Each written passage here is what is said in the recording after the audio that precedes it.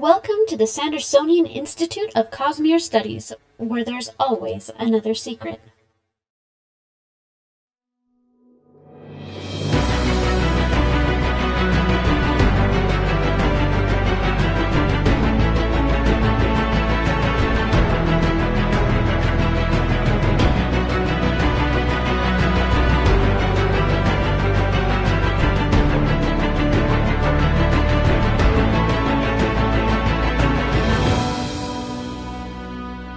Welcome back, Sixers, to another episode of the Sandersonian Institute of Cosmere Studies. This is episode 104, and today is February 28th, 2022.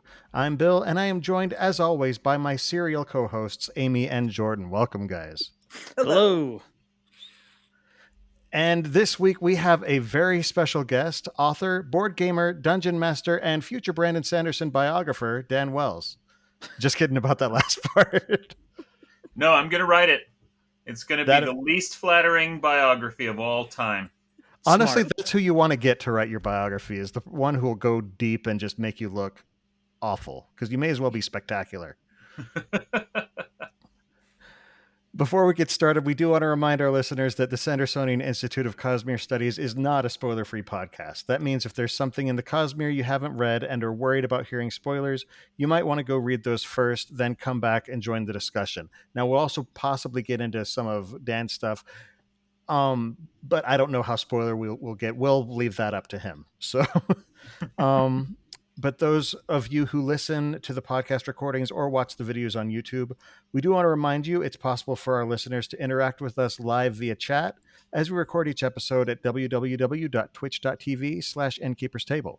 We record episodes of the Sandersonian Institute of Cosmere Studies every other Monday night, starting at 7:30 p.m. Pacific Time, 10:30 p.m. Eastern, so please join us and take an active part in the discussion. The Sandersonian Institute of Cosmere Studies is made possible by the support of our listeners and patrons. The show will, of course, continue to be free, but if you want to help us out, head on over to patreon.com/Cosmere Studies. Even $1 or $2 per episode really helps us out as we work to keep the quality of the show improving. Patrons will get immediate access to our Discord channel, where you can talk about the show and the Cosmere with other listeners. We've got an amazing community over there. We've got some great discussions. You'll also get early access to bonus episodes, exclusive access to other bonus content, and other good stuff. For example, we actually did recently meet a stretch goal on Patreon where we do monthly monologues, where one of the six, that's SICS hosts, spends just a few minutes on their own talking about a topic of their choice. We're calling the feature Quick Six, and patrons will get access to it a week before anyone else. Okay, so diving in, Dan Wells, welcome to the show. Thank you so much for being here. Hey, thank you very much for having me here. I am excited. So before we dive in, let's give our listeners a little bit of a background of who you are, both on your own merit and how you're connected to Brandon, since the show is typically Brandon Sanderson Cosmere centric. Mm-hmm. So I am an author, among many other things, podcaster, professional game master, et cetera, et cetera, et cetera. And I have known Brandon forever. Not actually forever. I think we met in 1998. Okay. For me, that's half my life ago. We were friends in college. We went to BYU, and we worked on the same small press science fiction magazine, and we took the same creative writing class from David Farland. Okay. And so between the combination of those two things, we realized, we are both very serious about writing and storytelling. Let's get together and take this seriously in the same room. And so we started a writing group. We started going to cons together. We've been kind of helping each other out with our careers since 98. So what is that now? 24 years ago? Wow. A lot of our viewers are younger than that. So yes. There was a time before he was married when, thanks to the fact that we would go to cons together and we were too cheap to get separate rooms, I have slept in a bed with Brandon Sanderson more than anyone not in his immediate family. That is amazing. Oh, that's not the claim I expected today. No, I know, it and didn't. it's one he hates when I make. Oh, So I I'm can always imagine. delighted I to can make it. imagine. I can I imagine have that to Emily's not imagine fond of it that either. most So, of your listeners are at least peripherally aware of me through Brandon's streams. Starting during the pandemic, he started doing live streams every week, and he would invite guests on. And when he had me come on and do one of them, we immediately realized, like, the second that we stopped the recording, he looked at his assistant, Adam, and said, okay, get us an audio engineer. We need to turn this into a podcast. And so now we've been doing I think we just recorded episode 40 of our podcast, Intentionally Blank, that is a podcast and also a YouTube show. And so if anyone out there recognizes my face or voice, it is likely that is where they recognize it from. And if you aren't familiar with that show, definitely go watch it, because it's Brandon and I trying to make each other laugh for an hour. And it goes up every week, and it's awesome. Which is just great. I actually, I listened for a while and then got distracted because I had so many other podcasts. But the two biggest podcasts that I listened to just ended this week, both of them. Oh, well. Completely unrelated. And so I needed another good one. So You I'll claim they're unrelated. I actually had them both murdered so that you could listen to my show instead. I'm a few episodes behind, but I think I'm mostly caught up. So Yeah, the way I got introduced to you was through writing excuses. Same here. Yeah, way back in the day. That's the other much more prestigious podcast that Brandon and I, along with Howard Taylor and Mary Robinette Kowal, have been doing for like 14 years. So that's been going for a long, long time. Yep, and I started listening 14 years ago. Yeah. Well, there you go. Yeah, Bill was an early adopter of Brandon. Well, I was a fan of Brandon's books, and I read Schlock. And so I was like, well, I mean, these two are together, clearly. Yeah. Back in the early day, we had Brandon was like the organizer, and Howard was the famous one. And they brought me in to be funny. And you realize none of those three were the smart one, which is why we got Mary Robinette a year or two later. And she's been a core co-host ever since. And now Howard's the funny one, and Brand is the famous one, and Mary Robinette is the smart one. And I don't know what my role is in the show anymore. I'm the everyman. I'm the audience surrogate character. You're the Zeppo. Exactly. Now there's a reference that none of our listeners will understand. I don't know it either. It's a Marx Brothers. Oh, okay. That would explain why I don't know it. No, I just remember when Mary joined, I'm just like, why is she always talking about puppets? Like, I didn't get it at the time.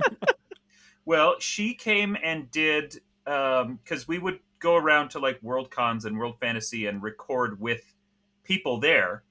And I don't remember how we stumbled across her, but we asked her if she would be on an episode, and she did one about puppetry techniques and how they can be used in writing, and it was brilliant. It was unquestionably like the best episode we've ever done. And so when we decided several months later that we needed to bring in more voices and more perspectives into the show, we basically, we kind of auditioned a few other people, and we kept saying, okay, this person's great, but they're not as good as Mary Robinette. And then eventually just realized, oh, let's ask her. And so we got her to do it, and it was great. Yeah, I remember y'all had her on the show a few times before she became one of the actual hosts. Yeah.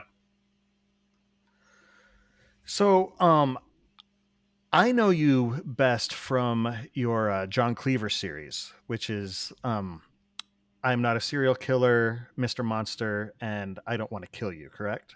That was the original trilogy. That's the first three. There's three more. There's a second trilogy. Yeah. Now, I'll be completely honest. I only got halfway through the second book because I found myself like being emotionally impacted by it to the point where I was like, he's doing too good of a job. I can't handle this. That's a high compliment. Thank you. And like, I say that not as a detractor, that is a compliment, because you really just were able to nail that. Yeah, it's. I mean, that's what writers want, is to create an emotional response in their readers. Um, First-person point of view inside of a broken sociopathic mind is a Mm-hmm. heavy lift for a lot of people. But But there you go. the story and the writing were excellent. I just couldn't. So I actually picked up partials at Dragonsteel Minicon. So I'm Mhm. excited to pick that one up, actually. Cool. I will tell you that halfway through book 2 is the darkest the series gets. Yes. Okay. Yes, it is. Yeah, it was Oh, that's the reading book basement, 2 that yeah. my mother-in-law called my wife in secret and said, "Do you feel safe at home?" Because she was convinced that I was actually a psychopath in some way. So, She was That's funny. convinced that you are a serial killer. Mhm. Yeah. So, I mean, it's not that necessarily that the rest of the series is sunshine and puppy dogs, but in terms of the slogging through the emotional turmoil, halfway through book 2 is the worst, and it's uphill from there. Got it. Yeah, I just finished reading book 4, so that one was Book that 4 was is good. the I most remember. violent one. Yeah, that one was pretty. I was like, oh my goodness, I did not anticipate the end. Like when it started getting more towards the end, I was like, okay, I can see that this is not going to go well for a lot of the characters, but I didn't expect quite that much. So yeah, Yep. Yeah, no, it's So. it's I'll tell you what, like the plot twist of the first book, because when I picked you up, because I'm like, oh, he's on Writing Excuses, friends with Brandon, let's get ready for this this fantasy series, and then like it starts out and I'm just like, this is not what I expected, and then out of nowhere I'm like, okay, well that took a turn. Okay. Yeah. So They- how much involvement did you have with the movie? I had a lot of involvement with the movie. Okay. I Am Not a Serial Killer got a movie adaptation that came out in 2016. And the it had been kind of in a holding pattern for 6 or 7 years prior to that, pretty much since it was published. The book came out in the UK 1 year before it came out in the US, and almost immediately we started getting studios asking about the movie rights, which sounds really cool. It sounds like I'm bragging. Most traditionally published authors get a lot of requests for option rights and questions about movie rights and things like that, even though they're likely never going to get used and never going to get made. But the director of this one, usually those requests come in and they're very formal. It's from a studio assistant and it goes through the agent. This guy, the director's name is Billy O'Brien. He's an Irish horror director, and he just emailed me directly. And instead of this very passive thing, it was 2 or 3 pages long, in which he just told me all of the reasons he liked the book. And so, that was a lot more personal and it felt more like a fellow fan. But B, the reasons he liked the book were for the most part the same reasons that I liked the book. Okay. And so I could tell that we thought about it the same way and that this was someone that I trusted to do a good adaptation of it. And so that option, the option rights, were held by him and then later by the Irish Film Board for him for about 5 or 6 years while they tried to raise enough money to actually make the movie. And during the course of that time, Billy and I became really good friends. Oh, cool. And so I got to read several drafts of the script. I got to consult on all of the casting. I'm actually the one who picked Max Records as John Cleaver very, very early. Back when he was still very young, he had just done Where the Wild Things Are. And something about that just absolutely clicked in my brain. And I said, this he would be a perfect John Cleaver. And then he hung on a handshake agreement for about 5 years until the money actually showed up to make it. Wow. So I never had any official creative control over the process at all, but I was involved at every step. I was on set for about 10 days. I got to meet everybody, including Max and Chris and on the whole cast. and then I joined them in Austin at South by Southwest for the debut, and Very cool. it was a really cool thing. And I'm completely spoiled now because, like I said, the odds of any book actually being adapted are incredibly low. Mhm. And then the odds of that adaptation actually being good and faithful are even lower. And I got all of that on my first book, and so it's all downhill from here. Well, and you got Christopher Lloyd, which to me is just Yeah. when I heard that Christopher Lloyd was, headlining it, I was just like, okay, that's That's cool. That's really Mhm. cool. And he does such a good job. He won a bunch of horror acting awards for the movie. Really? And I am not exaggerating when I say that multiple reviewers called it the best performance of his career. Wow. That's high praise. Yeah, Yeah. and I agree. One of the reasons he took the offer and did the movie is because he rarely ever gets a chance to do serious villain work. Usually, when Mhm. he's a villain, it's like Judge Doom in Roger Rabbit, and it's very Or campy and very over the top and or silly. Anastasia. Yeah, Yeah. exactly. Rasputin and Anastasia. And so the chance to do a real dramatic bad guy was something he had never done before, and he just hit it out of the park. He did Yeah. such a phenomenal job. Well, and that particular character is also it's amazing how human he feels. Mm-hmm. Like you said something in all of that I found very intriguing. You said the director liked the same things about the book that you liked. Never actually asked this before. What do you like about that book series? Like I've never actually asked an author what do you like about the thing that you made that made you want Mhm. to do it? That is a good question. Um, for example, one of the things that Billy and I both see in the book, I actually did my kind of honors thesis work in, or not my honors thesis, but my English department, my degree final project was all Russian literature, and I see the John Cleaver series very much through that lens of Russian literature, Dostoevsky and Crime and Punishment and Secret Agent and all those things. And no one else really has ever seen that. It's never cropped up in reviews. Readers never come to me and say, "Hey, were you inspired by Russian literature?" And Billy Really? immediately did. And he said, this really reminds me of this thing and this thing. And we got into this big conversation about like Brothers Karamazov and all these other things. And so really what that means to me, that specific connection to Russian literature, and this is the wrong political climate to be talking about Russian literature, but Right. um, the bleakness where everything is kind of hopeless combined with this incredibly dark undercurrent of humor where everything is funny and sad at the same time is one of the things that I love about the John Cleaver series. He is a very likable guy. He is a very funny guy, and nothing will ever go his way. Even when he wins, it feels like a failure at the end of the book.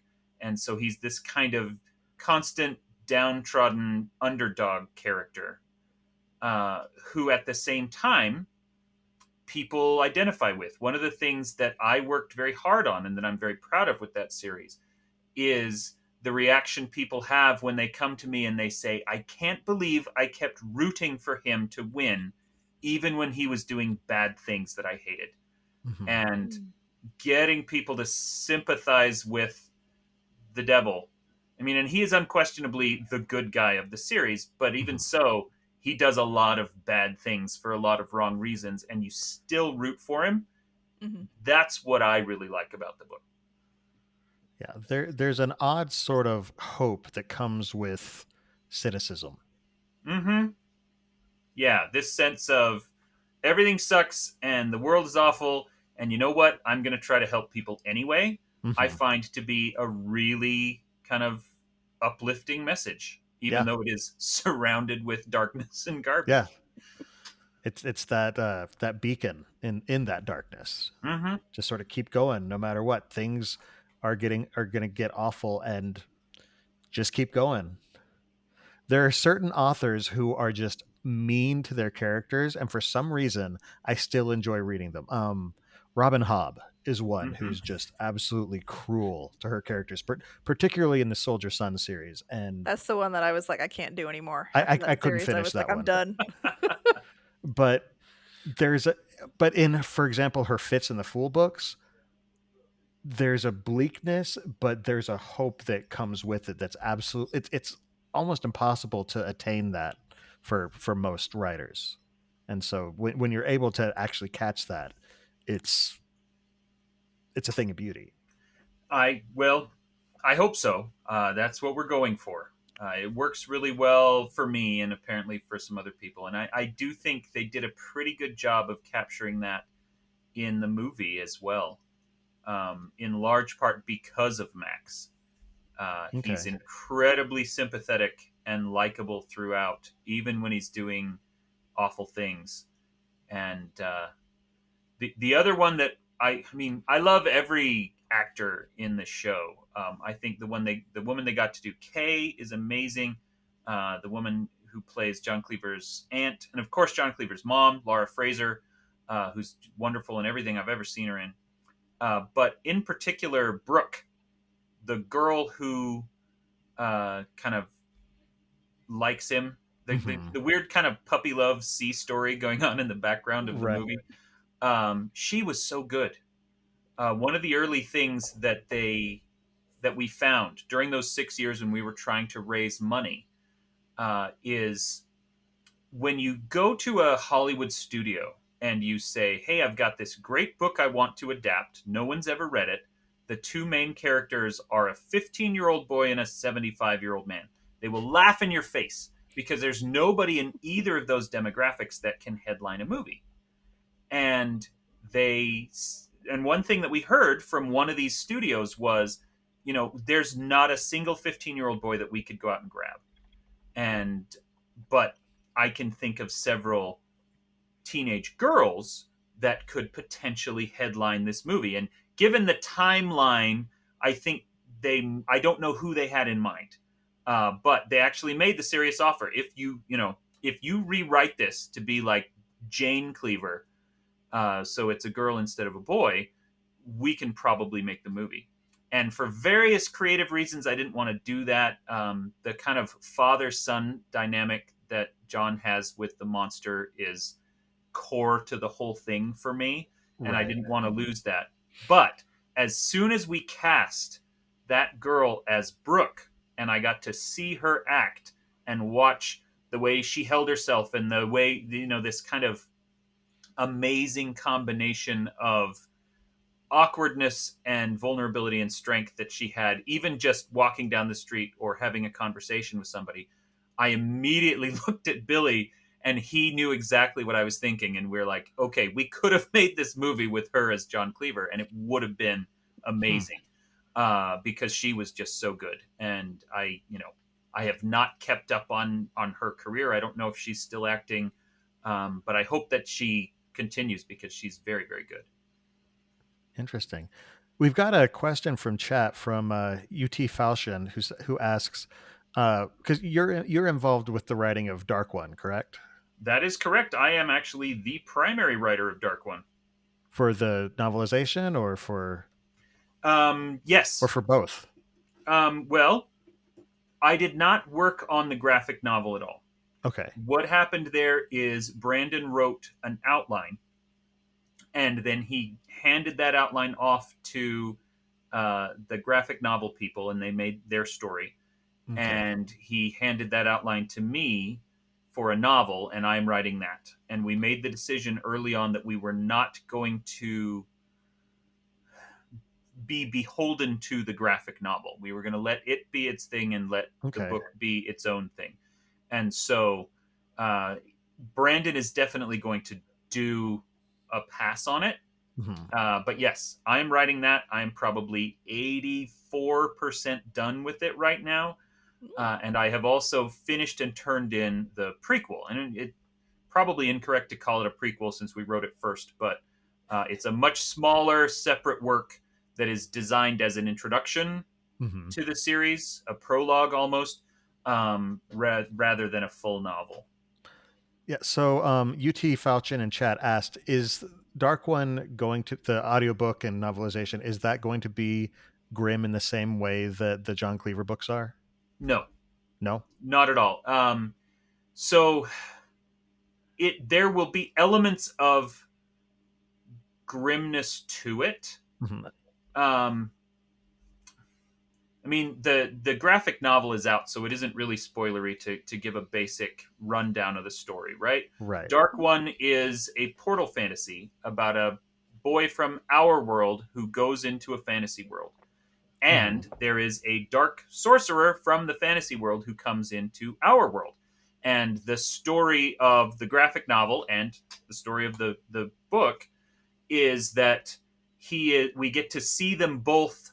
We watch the trial of this serial killer, the sorcerer who's come into our world. We watch his trial, and then cut back and forth with the kid exploring the fantasy world. The prologue is the story of how that evil sorcerer from another world got caught, how he ended up in prison, because he's already in custody at the start of the novel itself. And so that discusses some dark things. There's a few conversations where, as they're trying to track down this serial killer, they will have some very John Cleaver-ish conversations about, well, why is he doing X or Y thing? How many victims are there? That sort of thing. But it is not nearly as immediate or visceral because you're not down in the thick of it. The prologue series, the prequel series, is called Dark One Forgotten. And we wrote it it's about novella length, 60,000 words. And we wrote it as a series of 6 podcast episodes rather than as a novella. And so it feels like, and once it gets recorded, we, fingers crossed that it all comes together the way we want. It is going to feel like you are listening to some college student's amateur true crime podcast that kind of uncovers increasingly wilder mysteries as she gets deeper and deeper into the story. I love that. So it's a cool idea. We'll see if it works. I can say we love 6 podcasts. So this graphic programmer in the chat asked, because there was originally a TV show tied to this. Is that still a thing? Dark One was originally conceived as a multimedia project that was going to have a lot of different arms and legs to it. One of them was a TV show, and I don't know how publicly Brandon has talked about the different people who were attached to it at different points in time. My understanding is that right now there is no active pursuit of a TV series. There were 2 different big name dudes who were in it for a while, and it just never came together. They couldn't find the producers they needed or the studio they needed or something. I am not a part of that, and so I don't want to get details wrong. Right. But the good news about that is, again, we're not beholden to anyone else's creative vision at this point. Brandon and I can tell the story we want to tell in the way we want to tell it, without having to worry about syncing up with a TV producer or a different showrunner or a writer's room or anybody like that. Now, which is not to say that if at some point we get the opportunity to do it as a show, obviously we would jump on that. It's just not part of the immediate plan. Yeah, I don't think that it is in the works right now. Got it. But it's still absolutely an option that they are pursuing.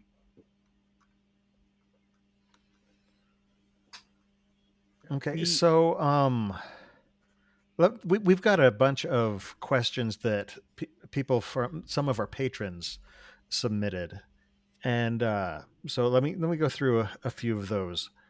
Okay. One of them. Let's go to your work as a dungeon master. Okay. So Dream Jacket asked a question. Says, in your opinion, what is the most underrated D&D 5th edition build? I am absolutely the wrong person to ask that question of. I am not the kind of mechanically minded gamer who pays attention to builds. Okay. Role playing, and I don't want. I have to be careful how I say this because I don't think anyone is wrong with the way they enjoy a role playing game. Right? I do not really pay attention to specific builds or optimization with any role playing game, D&D or not. And so if somebody does, that's great. Good for you. I'm glad that you are enjoying my favorite hobby. But it's not a way that I think. For me, it is all about story, and I don't really care about the mechanics of it. In D&D in particular, I tend to fudge a lot of things because I'm more interested in making sure the story is fun. And if that means that I have to dump a bunch of extra hit points or fudge some dice rolls or whatever it is to make it flow the way I want to flow, then that's what I will do. And I know that's completely anathema to a lot of D&D players, but that is how I play it. For myself, I actually think that's a hallmark of a good DM, because part of their job is to tell a good story. And so if you have to cheat a dice roll a little bit to make a story work out, because if the party just immediately wipes, it's just like, It's not fun. well, that wasn't fun. Yeah. You know? Well, if they curb stomp through everything, it's also not fun. Exactly. Mm-hmm. Yeah. The hardest, and D&D is frankly very difficult to balance, like numerically, and it's much easier for me to just kind of fudge it on the fly, because I actually, and I have a whole video about this, that I think challenge ratings are completely broken in 5th edition and things like that. And clearly you'll have listeners who are like, no, they're not. They work just fine. You just don't know how to use them, which might be true. But yeah, it's very, death is the hardest part about role-playing games for me, because if a character's going to die, I want it to be satisfying. I want it to feel like it meant something. And if a character dies randomly just because the dice all went bad and we were telling a cool story about that character and we didn't get a chance to finish it, then that sucks for everyone. On the other hand, if there's so much plot armor that you know you won't die until you've completed your storyline, then you're going to take ridiculous risks and the game falls apart. And so trying to thread that needle and find this perfect balance between, it's dangerous enough that you fear death, but death doesn't just happen randomly for no good reason. That's just a very tricky line to walk. You don't want your players spending 15 minutes deciding how best to open a door that literally has no traps on it. So yeah.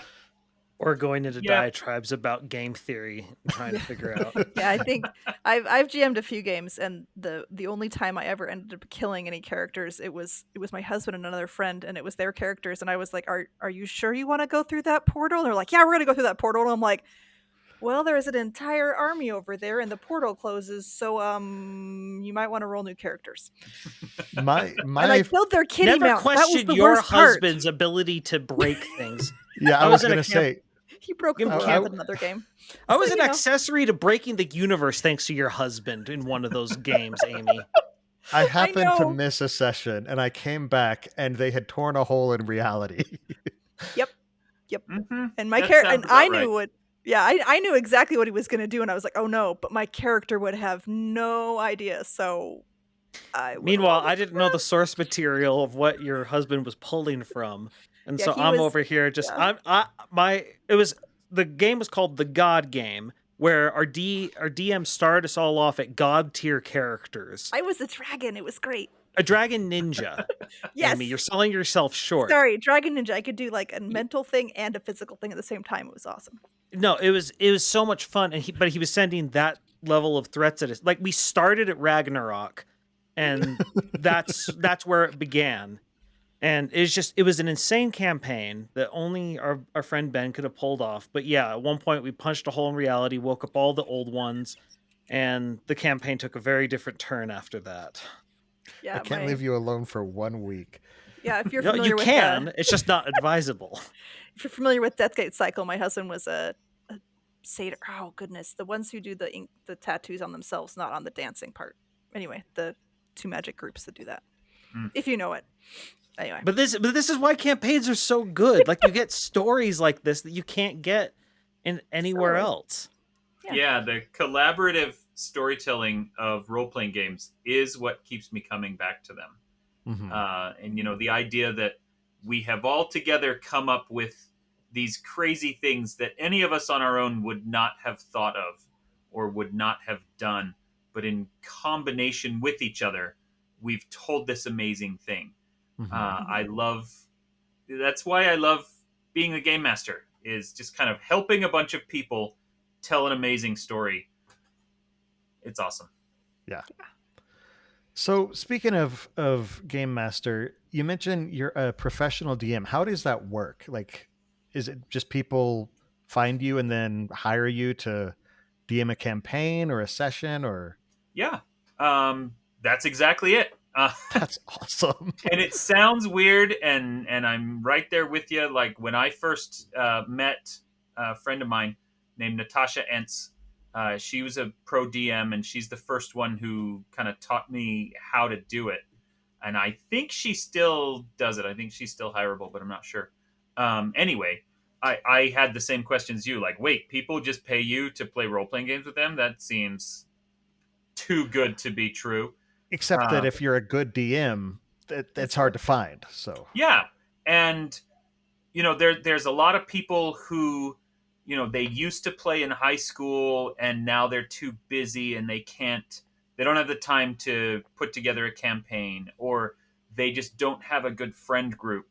I would say most of my campaigns I've got right now, 1, 2, 3, 4, 5, 6, 7 campaigns that I run. Wow. And 2 of them are friend groups that, hey, we need to hire a DM to run us through this thing. And then the rest of them, the other 5, are just random people who have, through Twitter or through Intentionally Blank or through whatever means, have found out that I do this, and they contact me, and then I rope them into a game. Anyone who is listening right now and who, for whatever reason, is free on Wednesday mornings, I have a Pendragon campaign that is looking for 1 or 2 new players. We've only got 3 right now because we lost a player last year. And we play Wednesdays. I think it's 10:30 to 12:30 a.m. Mountain Time. 10:30 a.m. to 12:30 p.m. Mountain Time. Okay. And so if anyone out there wants to play a cool King Arthur game, we've got slots open, and we can fit you right in. Where would they go to find out more about that? You can just go to my website, thedanwells.com, and there should be a link somewhere. If not, just email me directly, dan@thedanwells.com. And the is very important. Yeah, it's the Dan Wells. It's not just Dan Wells.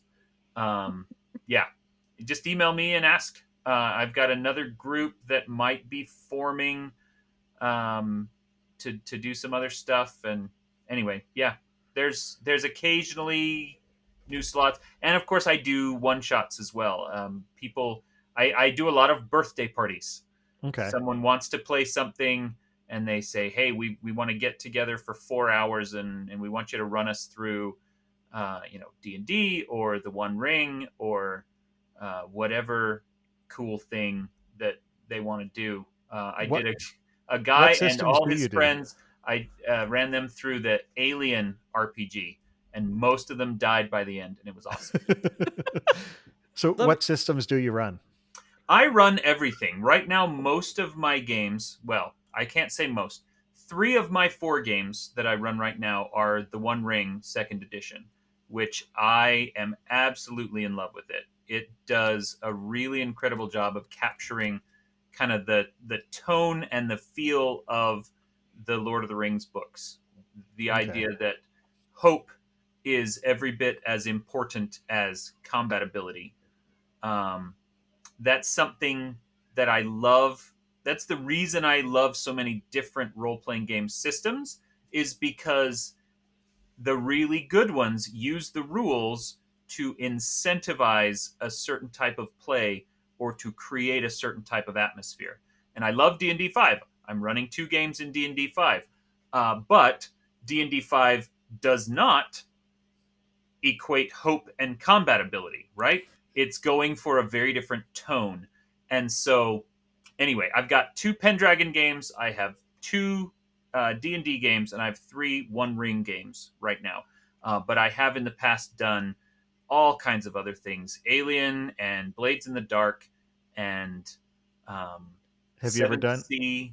the Mistborn adventure game? No, somebody contacted me about running a Mistborn adventure game on Twitch, and I had to say no and hand them off to somebody else because I didn't have time to fit that in. Is that its own system, or Yes. Yeah, is it? it's Yeah, Oh, Crafty right Games put there. together a system. yeah, Okay. Yeah, I wasn't. I've heard of it. Obviously, I don't own it and have never played it, so I didn't know if it was its own thing or if it used, Fate or something like that. Yeah. Crafty Games put that one together. They're the ones who also did Mistborn House War, as well as several non-Mistborn related Mm-hmm. projects. Question for someone was looking to get into professional DMing. We Bill and I have a friend who was kind of interested in that. What resources, like what should they look to do? Well, I started during the pandemic because I thought this is something I've always wanted to try. Now's a great time because everyone's stuck at home and desperate for personal interaction. And so the first things I did, go make an account on Roll20, go make an account in D&D Beyond, be willing to invest in some digital resources because the odds are that a pro DM today is going to be doing most or all of their games online. And so I have the full suite of D&D Beyond with every conceivable book. And I've got several purchased campaigns on Roll20 so that I have the maps and the tokens and things like that. I've started using Foundry a lot. Oh, I actually also have a Warhammer Fantasy campaign that I run right now. And I do that, and I do One Ring all through Foundry. And so that's a really good program, but it has a very steep learning curve. So basically, I would recommend if somebody starts small, maybe just D&D Beyond Theater of the Mind if you don't want to get too deep into an investment until you know if you can do it or not, and then start advertising. I did it on Twitter initially, and I'm kind of cheating because I'm already an author with a large following online. Right. But you can on Roll20, for example, they've got an entire thread in their message board, and the rules are very arcane to figure out exactly how, what you're allowed to say and how you're allowed to advertise your own professional stuff. But you can get on there and say, hey, I'm starting this campaign. It's in this system, or it's using this rule set, or whatever it is. This is how much it costs, and go for it. In terms of cost, I was a freelance writer for years and years, and so I've got strong opinions about charge what you're worth. If you want to be a professional game master, then you need to charge enough money that it is professional, right? If you're saying $5 each for a 3-hour session every week, then you're making $20 or $25. That is not a professional rate. That is pizza money. No. I charge $20 per person per hour. Most of my sessions are 2 hours. And so that's $40 a head for a weekly game, $40 a week every week. I do have a bi-weekly game and I have a monthly game, and that's mostly for people who, wanted to play but didn't want to shell out quite as much money, which I totally understand. I wouldn't pay my rates to play a game with somebody else, but charge what you're worth. Make sure that you don't get yourself stuck into an expectation of services that is not worth your time to provide. And that can be a very tricky thing to find, especially in the beginning where you're like, well, what if people don't like the way I do this? Or how can I get people to invest in me if I'm completely unknown? Maybe you want to start a little cheaper and then raise your prices once you become a little better at it. I will say that if you go on to YouTube and you look up Typecast, which was the Twitch show that I ran, there is an episode of Typecast somewhere in that YouTube archive that is me and 3 other pro GMs talking about how we do it and giving some tips and things on how people can do it. So that is maybe a better resource than me just babbling right now. We'll go find that. Put them in So the show what notes is what is your typical group size? What would you consider an ideal group size for? 4 or 5. 4 or 5? Absolutely. I've got, a couple of games that have 3 players. The trouble is, for me personally, if it gets down to only 2 players, then it is not actually worth my time to run the game. I can spend that time better working on my other projects. I've got books to write. I've got all kinds of other things to do. And so if you've only got 3 players and one of them has to miss a week, well, then the entire game doesn't happen. And so if you've got 4 or 5, then you can have 1 or 2 go missing and still be able to run it. And I find that to be best. Also, I think 4 or 5, in my personal opinion, is the easiest for me to coordinate. Any smaller than that, and it's likely that we might have to miss a session. Any larger than that, and it's harder to make sure that everybody feels involved. And that they feel like they're getting something out of it. I have done 6 and even 7-player campaigns and one-shots, and they work, but I don't like them as much. 4 and 5 is the sweet spot for me, no question. Makes sense. That's kind of your standard, like in MMOs as well. You'll have a 4 or 5 party. You'll have a couple DPSs and a healer and a tank. So do you ever have like random scenes that you were planning for a book that you end up co-opting and putting into a D&D session, or vice versa?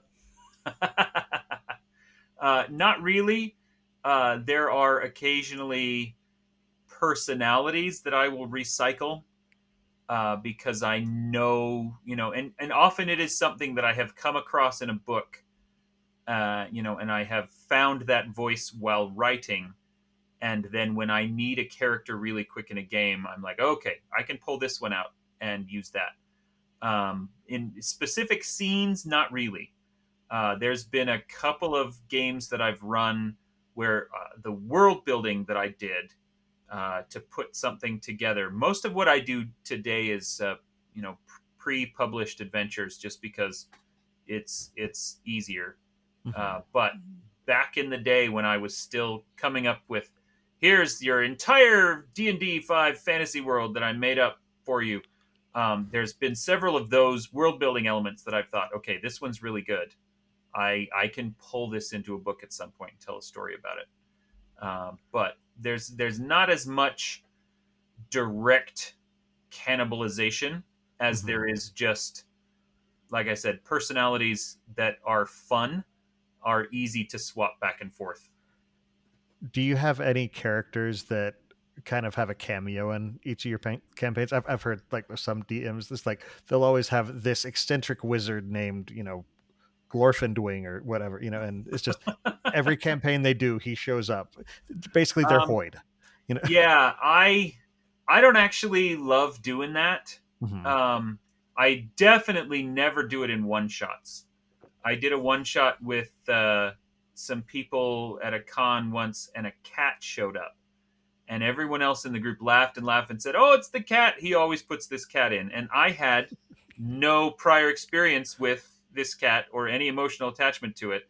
And I'm like, okay, well, now I just have to watch this inside joke from the outside. And recurring characters feel like that to me, unless it is the group you've been playing with all the time, right? Like Fair. your friend who puts Very the fair. weird wizard into things, you've probably played several games with them, and you appreciate the weird wizard when it shows up in a way that someone coming in cold would be like, oh, yet another wizard. Okay. That said, I do have what a friend of mine calls the rice merchant. And it's not that he is a character so much as a character type, that if the players are ever asking a bunch of pointless questions because they're kind of spinning their wheels in a needless investigation to find something, I can keep answering their questions for as long as they ask them. And it becomes very quick. And I don't do this usually to the newbies, but friends I've been gaming with for years, they all have this moment where they're like, "Oh, this is the rice merchant again." Okay, well then this conversation is pointless and dumb, and we can just move on. That's awesome. Can I segue from this topic? Do it. Sure. Sure. I want to know a Brandon embarrassing story. An embarrassing Brandon story. Okay, man. Let me think. I think we had somebody ask above if he kicked one in the bed. Is he a kicker? No. I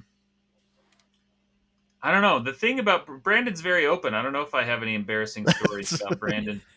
I will say this, that if you are trying to save money by sharing hotel rooms, and we used to pack 4 of us into one hotel room in 2 twin beds, we're all these guys crammed in there, and someone just keeps rolling closer and closer onto your side of the bed, and you're very uncomfortable, and you're like, how can I politely get them to Go move the away other from way. me? What To I not do found that. is that if you just full on, embrace it, roll right towards them, play footsie with them, that gets them onto their far side of the bed immediately, even Awkward if they're chicken. fast asleep. Let me think. Embarrassing stories about Brandon. I mean, a lot of the really goofy things about Brandon are very public knowledge, right? He has an entire cupboard with like 4 shelves of nothing but different kinds of salt because he oversalts everything. He is a popcorn enthusiast to a ridiculous degree. Things like that. He likes ice water. Remember that in all of his streams. He's always He drinking likes water. ice. He had a Pebble ice machine installed in his house just so that he could have ice. Because he can. We have an ice machine too. My he husband grew up can. an ice snob, so we have an ice machine as well. Well, and I assume that everyone knows about the Lair, right? I know. of the Not Lair. everyone. Okay, so we'll talk about this. He bought a house, and there was a house next to it, and then a big empty lot on the other side of it. And very quickly, he decided, once he hit that point in his career where he had the cash to do it, he bought both of them. He bought the house on one side, and he bought the big empty lot on the other side. And we joked with him about how he could put, rather than build a house in that empty lot, he could build a secret underground lair. And he did. And it's not quite finished yet. There's still some final touches they're doing, like carpeting and things. But he spent years negotiating rights with the city because it's actually, there's very strict rules against connecting 2 different properties, because all of a sudden that makes them the same property, and then that borks all of the property values for the whole neighborhood, if not the whole city. And so there's lots of rules. And once he got them all worked out, he started construction, and he has built a secret underground lair in the empty lot next to his house. And there's like a gazebo on top, but then underneath there's this huge ballroom and a movie theater and all these other things. This really spectacular game room. So yeah, Jordan has delivered to that Yeah, gazebo. I DoorDash on the side for extra.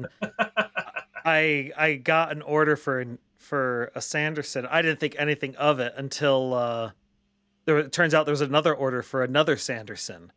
And so I was Another E. Sanderson. Yeah, another E. E. Sanderson. And I'm over here like, what? And so I'm working it out with the restaurant. We're trying to make sure we have the right orders. They're like, okay, yours is for Emily Sanderson. And all of a sudden something ticks in my brain. I'm like, wait, is this? And I'm calling Bill. Is this? And he's just like, why is he asking me this? And I'm like, I think I'm delivering Zupas to Brandon's house. If you ever delivered DoorDash to Brandon on Thursday nights, Which that's I did. probably because we're recording intentionally blank downstairs. So Yeah, and so I think I delivered your Zupa's order. And Brandon's a good tipper. yeah, he is.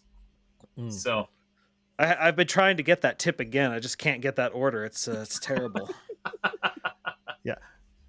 One thing that he wants to do with the Lair is when we first came up with the idea years and years and years ago, the idea was that it would be an explorers club, kind of a very old style, sepia toned maps on the walls kind of thing of look at all the cool thing, but very specifically for fantasy exploration rather than, kind of colonial Jungle Earth. Cruise. Mm-hmm. And so there are built into the ballroom, there's little glass cases around that we are all eventually supposed to fill with cool stuff. And I haven't decided what cool thing I'm going to put in there. I collect skulls. Every time I go to Mexico, I get, there's these really cool skulls that a lot of the Mayan people make that are made out of this resin made of fish bones and things like that. I've got a bunch of them because I think they're awesome. And so I think I might get one of those and stick it in the That's awesome. Explorers Club. No, I did have the opportunity a while back to go to the Cosmere house, so the house on the other side. Mm-hmm. And because there's a group in Utah called the Wandering Board Game Night, and they have their board game night each month in a different interesting place, and they've had it a few times in the Cosmere house. So that's cool. That place is unreal. I can't imagine what the Lair's like though. Yeah. My children got to run around Cosmere House, and I felt so horrified because I was delivering the thank you dice to Isaac, and then I had to bring my kids with me, and then my 7-year-old was just like whoop, just disappearing. And I'm like, oh no, he disappeared. Was that yes? this? Yeah. So I gave him a different one, but yeah. So I need to make you the percentile still. Yeah, I'm so excited to have my big plush percentile dice. Yes, I'll have to figure that out. I will. That will just take a little finagling, and then I already have the fabric, so I can make that happen. This episode brought to you by Amy's Etsy shop. No, I don't use Etsy right. No, anymore. that's right. Actually, That's right. Because Etsy are like, oh hey, we're gonna be nice and up your rates, so now we're gonna take even more money from you. Yeah. So, yep. Yeah. Okay, so let's go into, because this is one of my favorite topics. Let's go into your love of board games. Yes. You're not biased at all. No. What are you talking about? I love board games. I am absolutely biased, and I'm not ashamed of it. So one of the questions that Dream Jacket has is, as a fellow board game enthusiast, what do you consider the most underrated game or games of the past couple decades? Are there any games on the Board Game Geek Top 100 that are not on the top 100 that should be, in your opinion? That's a good question. Mm-hmm. I will say that I think the board gaming world is kind of sleeping on a designer named Philip Dubarry. I'm not familiar with him. Yeah, he did part of AEG's. I can't even remember what they had a whole cycle of like narratively connected Euro games, and he did one of those called Courtier, which is great. His most recent, well, it might not be most recent because I got it at Gen Con a few years ago. is called Black Orchestra, which is a really cool co-op game about assassinating Hitler. Okay. And that one is great. But if I had to pick just one game that I think is wildly underrated that everyone should play, there's one called Legacy: The Testament of Duke de Crécy.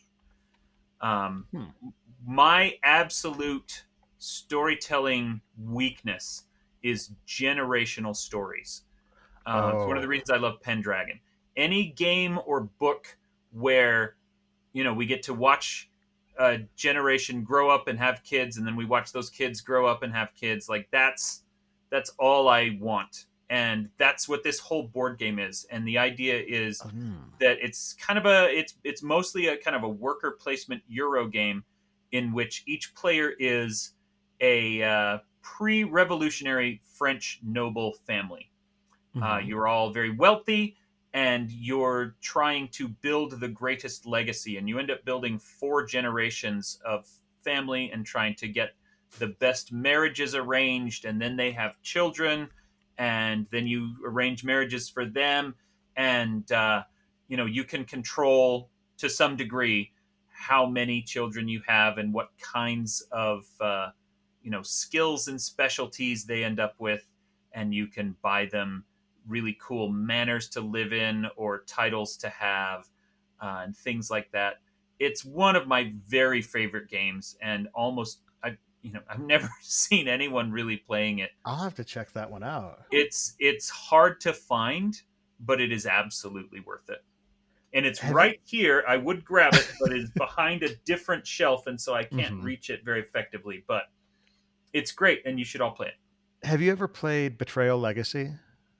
No, I have 3 different versions of Betrayal, but Legacy is not one of them. Legacy is awesome, phenomenal. Like if have you played any other Legacy games? I have. I tried Risk Legacy. Okay. And then after the cool Legacy novelty wears off, you realize you're just playing Risk and you lose all interest. Pandemic Legacy Season 1, I think, is still, years later, the best board gaming experience I've had. I've heard that from several people. I have all 3 of the Legacy games. I just haven't gotten onto the table yet.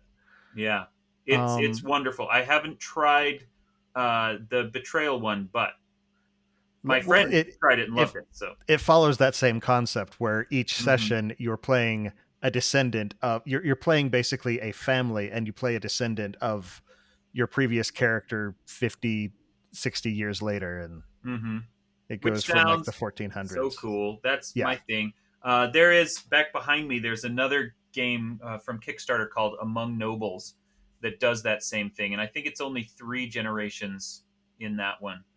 But still, that one does things a little differently than the other Legacy game does.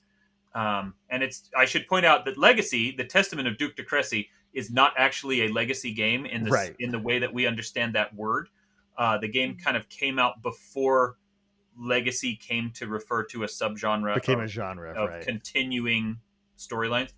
But Among Nobles is really great, and it has a little more player interaction, less detail in some areas, but more a sense of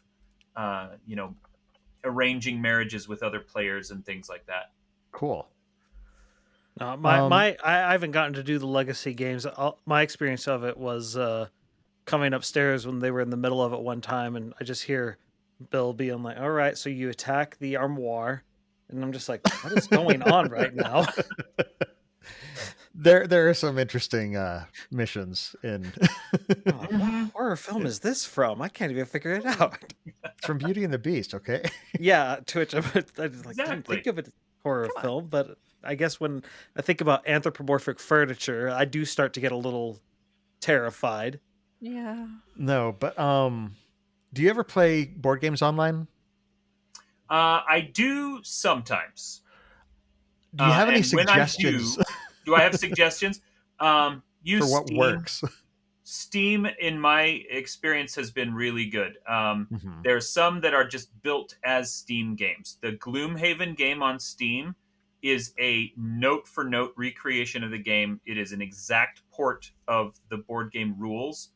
And so I was worried that they were going to try to turn it into some other nonsense, and they didn't. It's just the board game, and with all of the difficulty of like, sorting through all the pieces and building the maps and things, that's all gone, and the game handles all of that for you.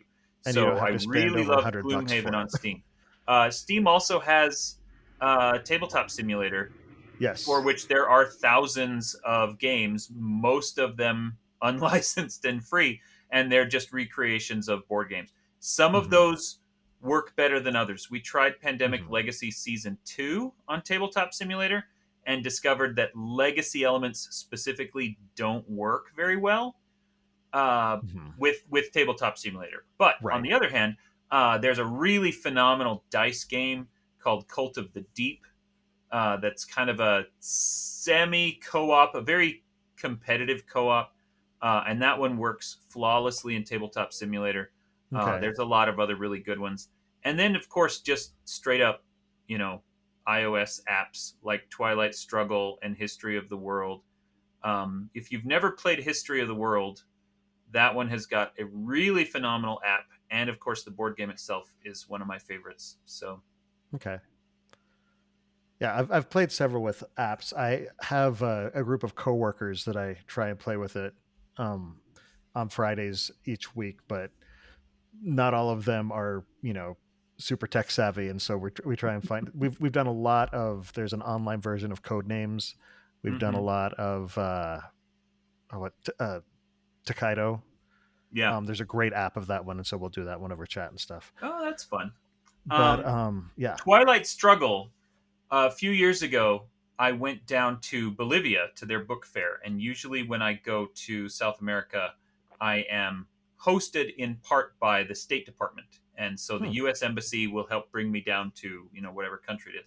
So in Bolivia, as we were doing all of these preparations in advance, I happened to mention something about board gaming and realized that the diplomat who was going to be kind of shuttling me around everywhere was also a big board game fan, and we ended up playing Twilight Struggle on the app during one of our plane rides.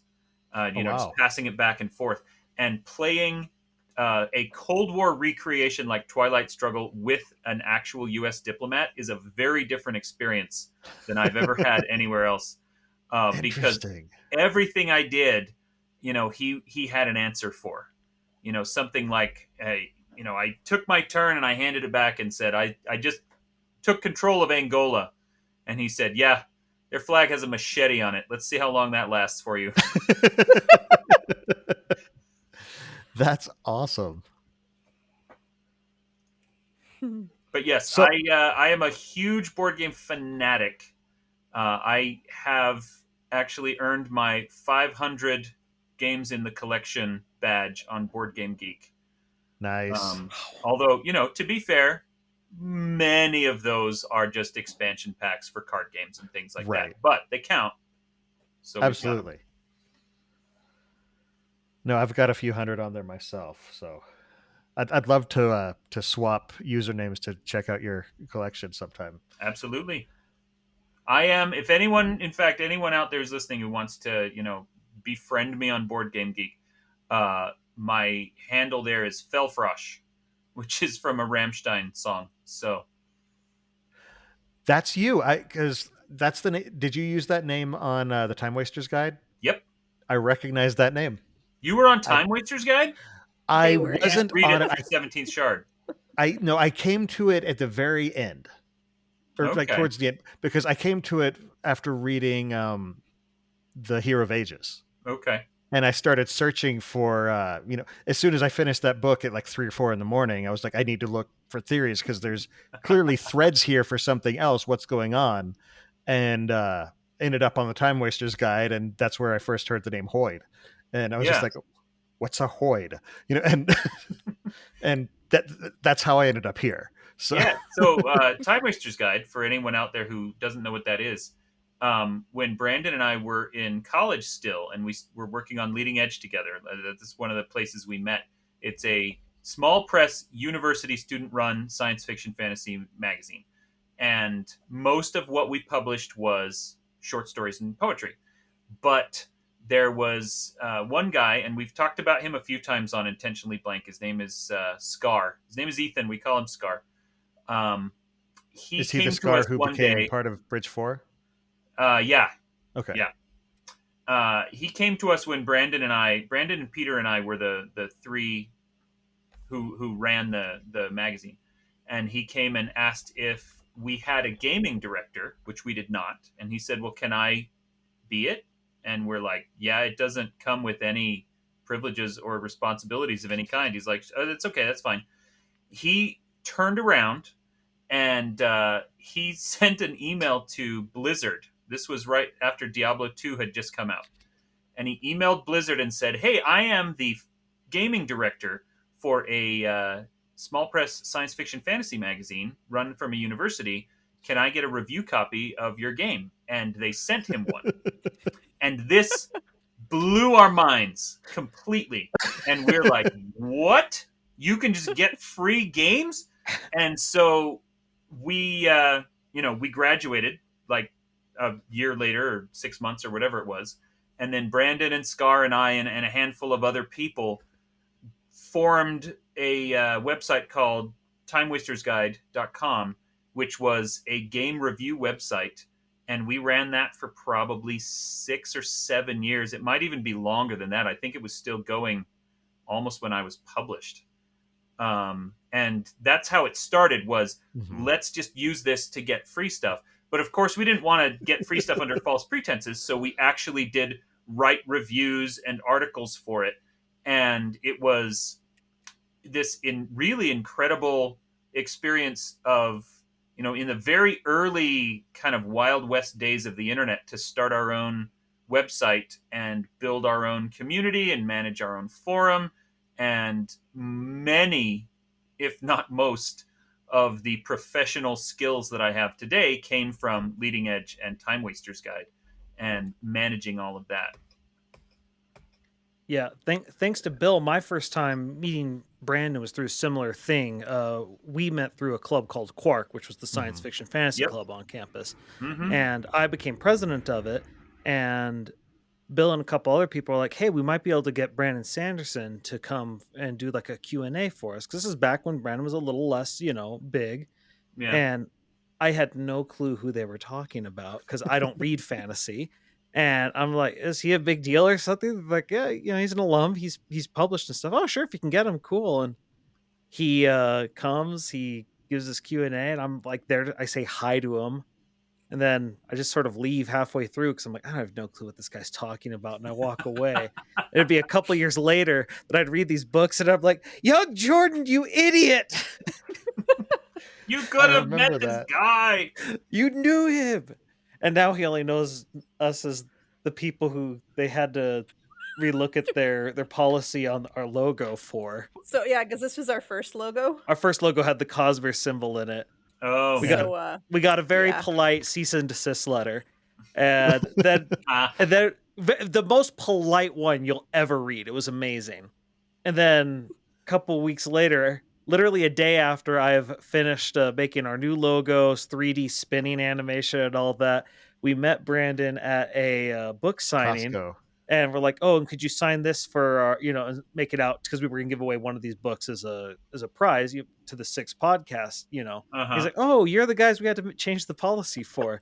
And I'm just like, what? And then he explains, he's like, so you guys, I think it'd be okay if you guys had the other one. And I'm just like, yeah, well, I just finished making the 3D logo spin for the new one, so we're not going back on that. That's what we're going to stick with the one we put time into. That's awesome. Yeah. I love that. Yeah, I remember asking him for advice probably at that same discussion or thing we're at BYU, and I was like, should I use this for my author name or this for my author name? He's like, yeah, use your maiden name. So that's the only, that was the first conversation I had with him. Super thrilling. Cool. That's funny. It's interesting you point out the fact that the Time Wasters Guide was one of the things that gave you a lot of professional experience. Was there anything else like that was a maybe something normally someone wouldn't associate with authorship that was a big maybe like learning experience for you that other people could maybe look into as a way to. Well, I mean, Time Waster's Guide, yes, but it all started with Leading Edge, and this is probably more obvious because it is directly related to the publishing industry. But Brandon and I, and pretty much everyone else who's ever worked on that magazine, agree that it is the single most valuable educational experience we've had. And for a long time, the dean of humanities at BYU, he was dean for I don't know how long after my time. He hated the magazine. He had some kind of vendetta against science fiction in general. He drove LTUE off campus. He tried to kill the magazine. And so, just as a big double bird to him, we ended up forming an endowment fund that pays for BYU's and UVU's, which is the other big university in Utah Valley. We fully fund 2 issues of their student science fiction magazines every year in perpetuity off of this endowment fund. And he's not there anymore. And the current dean of humanities is wonderful and very easy to work with and very great. But it astonishes me, it shocks me, it appalls me that guy let his hatred for science fiction get in the way of genuinely the greatest student magazine that university has. It's the longest running. It's been around longer than any of their quote unquote respectable magazines. It's fully run by students. It's less prestigious to everyone who doesn't know it, and to everyone who does, it is without question the shining gem of BYU's humanities department. Because I have stories of that specific humanities. Jordan was the president of Quark for a time, and he had similar interactions. I'll swap stories after. There's afterward. If you were there, then if you were there under him, my respect for you has just risen way up, because it was fighting in the trenches to keep that community alive. I couldn't believe, like, this is getting into some petty crap, but I couldn't believe that, like, I was still dealing, like, I had stories of Quark presidents decades before, and I couldn't believe that this guy was still there, and my only conclusion was that evil doesn't die. Well, he's gone now, so don't worry. Yes, everything's fine if you go now. Leading Edge produced more, like, more professionals in its field of study than any other publishing program on BYU campus, bar none. And so I just have to put that out there and say that it's amazing. UVU's is called Warp and Weave, and it's also very good.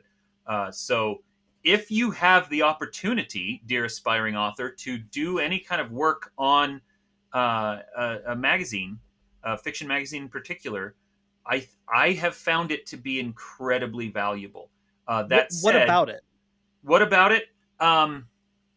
It helps you understand the submission. So if you specifically want to be a published author, working on the other side helps you understand the submission process from the other side.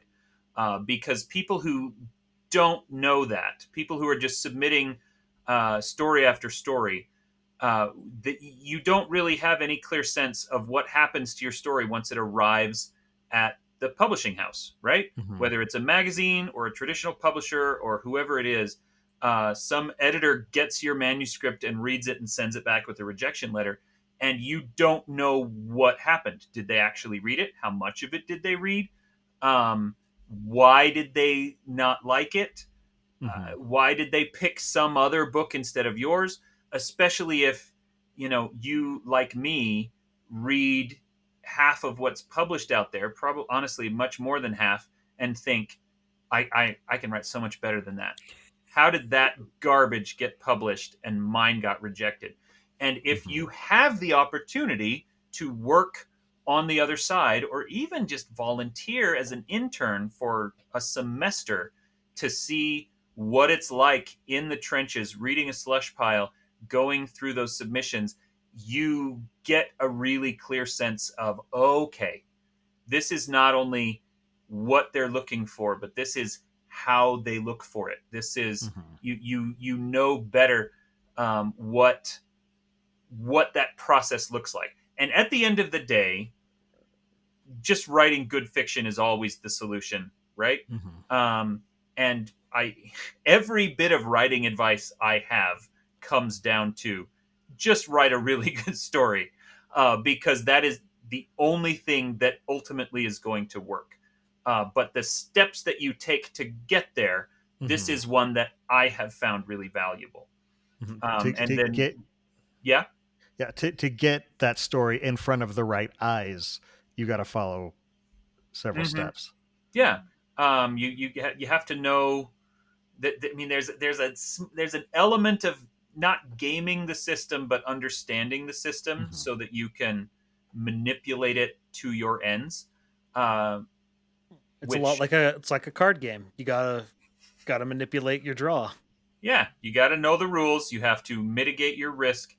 You have to do all this stuff. Now, but you asked, what are some things that people maybe don't know or wouldn't assume? And I'm trying to think of those. I mean, a lot of the standard answers to this still apply, right? The more you read, the better of a writer you will become. Maybe the best advice that I can give, because this is what worked for me, this is genuinely how I got published. Try new things. Whether that is writing in a new genre you haven't written before, or writing in a voice you haven't used before. Everything you've ever done is in third person limited, and so force yourself to write a first person book just to see what it looks like. Try on all of these different styles, all of these different genres. Try doing single POV, try doing multiple POV. See what you like. You might be, and I'm going to go out on a limb here. We're on a Sanderson fan podcast. I would bet that most of the aspiring writers who are listening to me want to write big epic fantasy stories. You know what? Just because you want to write that doesn't mean that that's what you will enjoy writing the most. I thought I was going to be a fantasy writer most of my life until, because I wanted to try it and see how it felt, I wrote a horror novel instead, and it felt like coming home. It felt so incredibly and instantly comfortable to me. And I never would have tried it because I don't really read horror. But I was going out of my way to try new things. And so, yeah, really just think of it as putting on costumes. Try on a bunch of different styles and genres and see what you like. So speaking of, I'm not a serial killer. We do have a question from one of our members in chat. They're very enthusiastic about this. They want to know: are you a serial killer, or if you prefer, do you eat cereal? Cereal is one of my favorite foods in the whole world. And actually, the John Cleaver books are full of him eating cereal. And people always assume that it's me making a joke, and it's actually just because that's what I eat all the time. So when I think to myself, well, he can't just be sitting in an empty room doing nothing. I should have him doing something during this conversation. How about he's eating? And then it just is automatically cereal because that's what I eat all the time. It's not a clever joke. It's actually a very non-clever because it's my default thing I go to. But yeah. And here's the thing, not to disappoint everyone, I love all the boring cereals, like Wheat Chex and plain Cheerios. That is my wheelhouse. The less sugar on it, the better. Interesting. My dad will do plain Cheerios and then like pour on a ton of sugar, so he just like counteracts that. Yeah. I'm always just like, which at that point, yeah, that's my dad. I don't know. The exception is cereals that are specifically peanut butter flavored. That's the sweet cereal that I like to eat. But other than that, it's all, just plain sugar-free Chex or Oat Squares or something like that. I want cereal. And now, Professor 42, you know. Yeah. All right. Well, there was another question by Utah Falchion, and in one of the previous Zero G novellas, you mentioned a nearby planet being explored, like the one our cast is on. Will Zero and Nyx ever go to that other planet? I hope so. Thank you, first of all, for reading Zero G. That is, I love that series, and I really want to get back and write more of them. I have a full 9-book outline for that, 3 different trilogies. The entire second trilogy takes place on Genji, which is the nearby planet in the same solar system.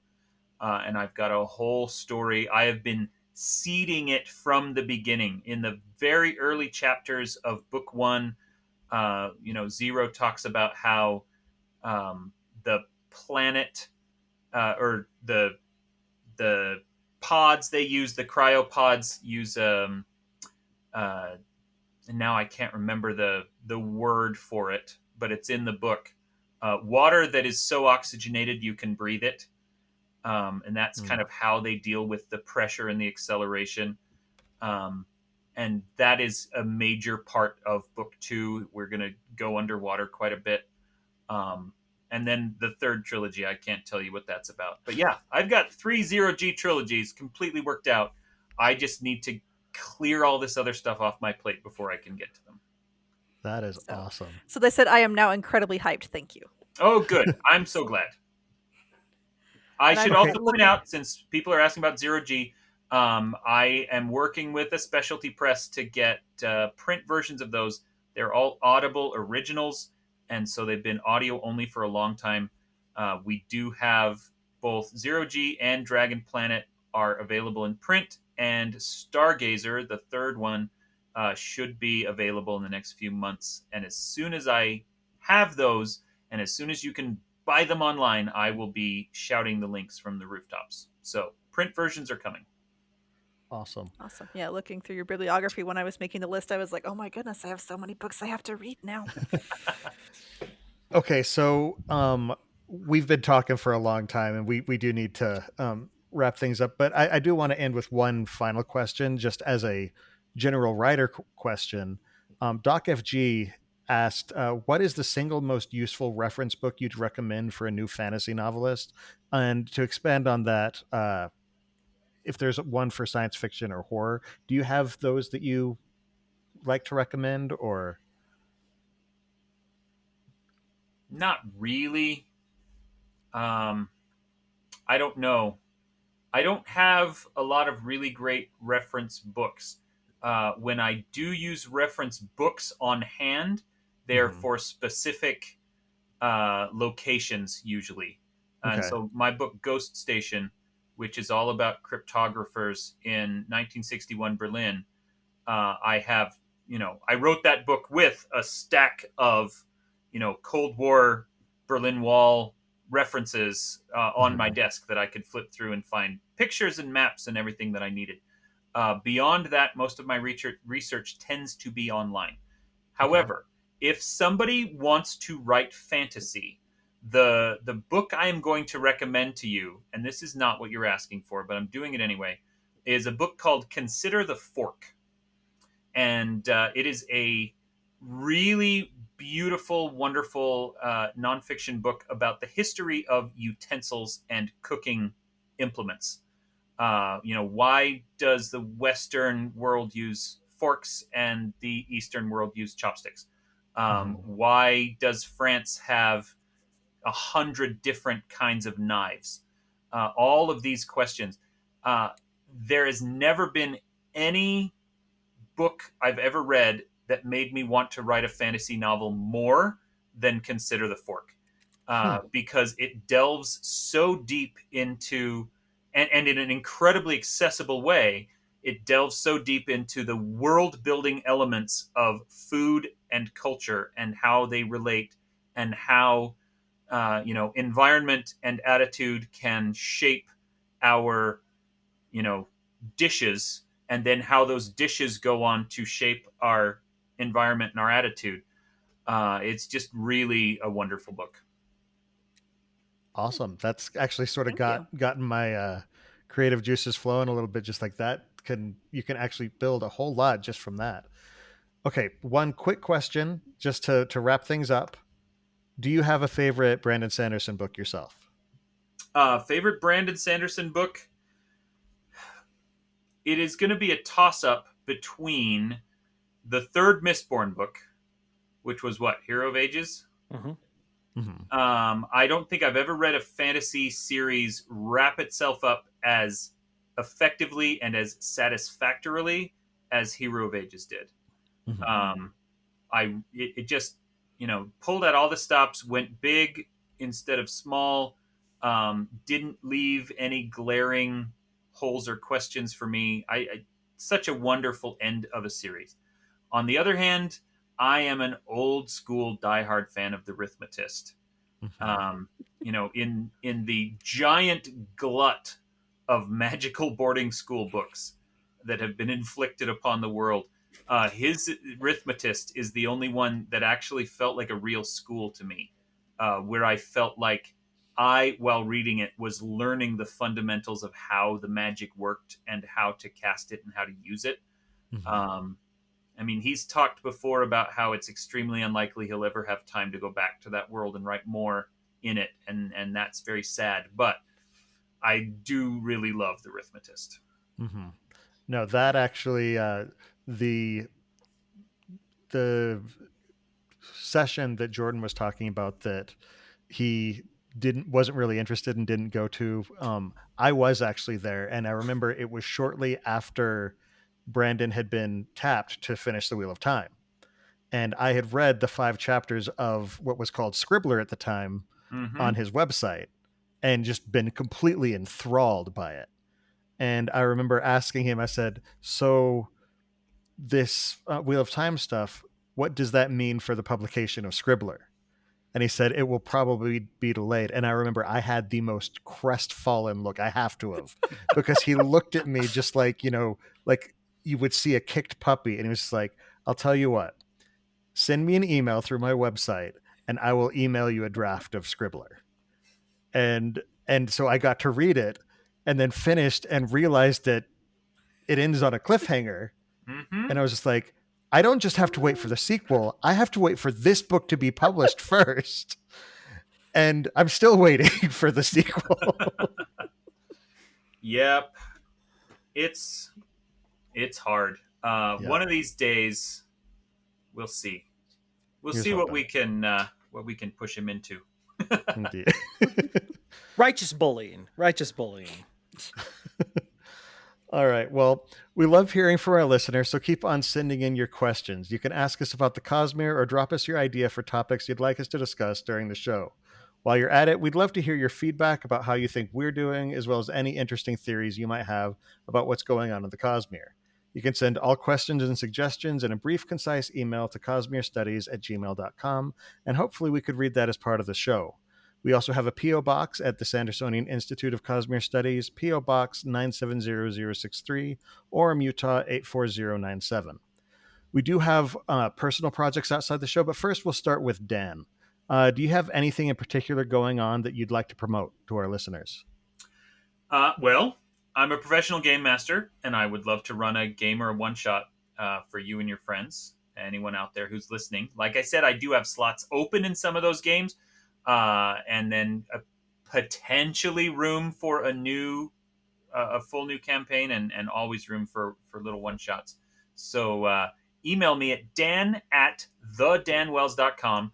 Put RPG Lockdown into the subject line if you really want to make sure that I see it and know what it is. And we'll see what we can get done for you. Between now and then, please go read all my books. Zero G and Ghost Station are Audible originals. Zero G is middle grade hard SF. Ghost Station is not fantasy or science fiction in any way. It's just pure Cold War espionage thriller about cryptographers in Berlin in 1961. And, the Serial Killer series is what we spent most of our time talking about. It is far and away my best-selling book of all time. I do believe my personal favorite of my books, the one that I think is the best written, is called Extreme Makeover, and it is about a beauty company that destroys the world. So if you are looking to get into Dan Wells, you've never read anything of mine before, I kind of have a little bit of everything if you're looking for horror or fantasy or science fiction or whatever it is, or historical espionage. There you go. Cool. All right, Jordan, where can we find your stuff? What have you been up to lately? I've mostly just been on twitch.tv/splice stream. I have been expanding out the Amiibo Raid Boss Tower. If you are a fan of Smash Brothers and would like to defend humanity from the machine uprising, this is the best path forward. This will be your training. You're being pitted against machines that have been trained to fight humans. So just realize if you play Smash Brothers and you're not trying to climb the Raid Boss Tower on Thursdays at 4 p.m. Pacific, 7 p.m. Eastern on twitch.tv/splitestream, you're letting humanity down and letting the robots win. On that note, Amy, where can we find you outside the podcast? So my Facebook is Coincidence Cosplay and Props. My Twitter is @CoincidenceCosp because my name is too long. My Instagram is @coincidence_cosplay, and my TikTok is @coincidencecosplay, all one long word. And my website is coincidencecosplay.com. Lots of C's. So I am super close to being done with my Nazgul costume. I just have to do the boots, basically. I just have the boots left. And then I have my next thing is I'm going to try and do Pattern from Stormlight Archive. Nice. And I got some little they're in a box still, but they're like fingers that extend like 7 inches past my fingers, and they're black and they're creepy. And I'm so looking forward to doing that and figuring out the head thing, because that's going to be crazy. But yeah, so that's kind of what I'm doing. And I'm realizing that I haven't put up a lot of my previous pictures that I've taken of stuff. So I'm going to try and post that, because my speed of making things is a lot slower recently. But that's kind of me. Lots of black costumes apparently right now. So awesome. And as for myself, I have another podcast with my friend Dylan where we talk about board games. It's called The Innkeeper's Table, and new episodes come out on Friday mornings. Our most recent episode, we continue our Spiel des Jahres spotlights, the Game of the Year awards. So this time we're talking about the 1980 winner, Rummy Cube or Rummy Cup, or however the heck you pronounce that word. And then our next episode that's coming out this week is a game spotlight on Aftermath, which is basically Redwall meets Fallout. So you have these little mice in a post-apocalyptic world, and it's a story. It's a campaign game that you play through. That sounds so cool. I need to play that now. It's a great concept. It's by Plaid Hat Games, Jerry Hawthorne. He also did Mice and Mystics, Stuffed Fables. He's done a bunch of games for them. Sounds like he has a theme going on. And I occasionally will post about board games over on Facebook, Twitter, and Instagram. The Instagram for the podcast is @Innkeeper's Table Podcast. And it's sort of lied fallow for the past little while, but we are going to Dice Tower West tomorrow. And so we'll hopefully be posting quite a bit while we're there. For those of you who want to support the Sandersonian Institute of Cosmere Studies, but you can't become patrons, we would love it if you just let your friends know about the show. And don't forget to subscribe to the podcast and to like and subscribe over on youtube.com/Cosmere Studies. And if you want to toss us a good review wherever you listen to us, we'd appreciate that too. Also, head on over to store.streamelements.com/Cosmere Studies to buy SICS merch. All right, final thoughts. Again, thank you, Dan, for being on this show. This has been thank you. A great chat and just a fun episode. So thank you very much for having me. It's been a blast. Special thanks to our patron producer, Mim's Laundry Service, keeping your laundry and your reputation spotless. In addition to the live episodes of the show that stream on twitch.tv/Innkeeper's Table every 2 weeks on Monday nights at 7:30 p.m. Pacific Time, 10:30 p.m. Eastern, listeners can find our videos on YouTube or audio versions of the podcast on Apple Podcasts, Spotify, and just about any other service that carries podcasts by searching for Cosmere Studies. You can also follow us on Twitter, Instagram, and Facebook under the profile @Cosmere Studies. And if you have any questions, feedback, or suggestions for the show, email them to cosmerestudies@gmail.com. In our next episode, we'll be discussing Sanderson's third law of magic: expand what you already have before you add something new. In other words, go deep into a single aspect of your magic system before adding new aspects. It's sure to be a fascinating discussion, so make sure to be here when we record live at 8:30 p.m. Pacific Time, 10:30 p.m. Eastern in 2 weeks on March 14th, 2022 at www.twitch.tv/Innkeeper's Table. Until then, on behalf of Amy, Jordan, Dan, and myself, thanks for listening, and remember, there's always another secret.